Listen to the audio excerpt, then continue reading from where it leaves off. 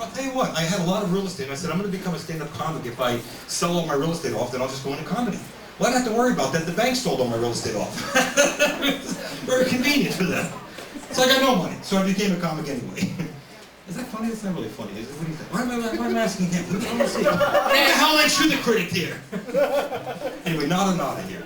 So I go to the casino with Nada. I'm sorry, I'm a crazy story here. But I go to the street and I give him my last 20, and the guy loses my 20. Then he has a 20 of his own. He starts to win like a bat, right? And you won like $300. You had chips in one hand and money in the other hand. He's screaming, and I said, Nada, can I get my 20 bucks back? No! I gotta take care of my family! I got people to feed. He's got chips and cash. I mean, try to imagine the visual of this. Come on, work with me. He's got chips and cash, and he wouldn't let me give my 20 bucks, and he went on a roll. That's not funny, Nada. What can I tell you? I thought it would be funny, but all right. Anyway, I wanted to tell you, I years ago, quick thing here. I was actually at the David Letterman show. I was taped on the David Letterman show back in 1984. And what happened was I walked across the set. I was in NBC, and I met the original cast of Saturday Night Live, Belushi, Jane Curtin, all those people, Dan Aykroyd, and I snuck in. Okay, I'm sorry, that's not bad. You gotta get in. Snuck in through security, and I hung out with them. And then I was at the Letterman show, and they were taping. And back in 1984, I was a pretty crazy guy. I broke up with this girl. She broke my heart. So I felt that if I became famous really quick, she'd want me back. It's a crazy thing as guys do, right? Girls, you do this crazy thing?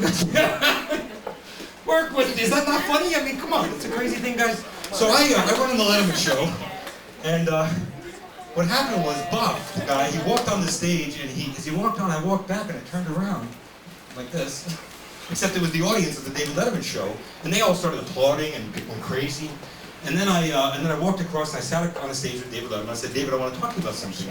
And security removed me. And anyway, I watched that show, and that was Hank Stram, Mary Kay Cosmetics back in. It's in the Rolling Stone magazine here. And I brought this article back in 1985. I would have made it 25 years ago. Instead, I'm playing a nightclub at what? The Last Comic, okay, on a Tuesday night, hoping you'll like me. I could have been famous. I could have been famous, for Christ's sake. And here I am. I'm sorry. I get a little crazy. You don't understand what fame does to you. It makes you crazy. I mean, you got to leap a wall to become famous. And that's what all those comics are out here doing. Jade and all those wonderful people, Doc. They're all trying to make a name because you can't do this for nothing. I mean, it costs money to work at this place. You got to pay for parking.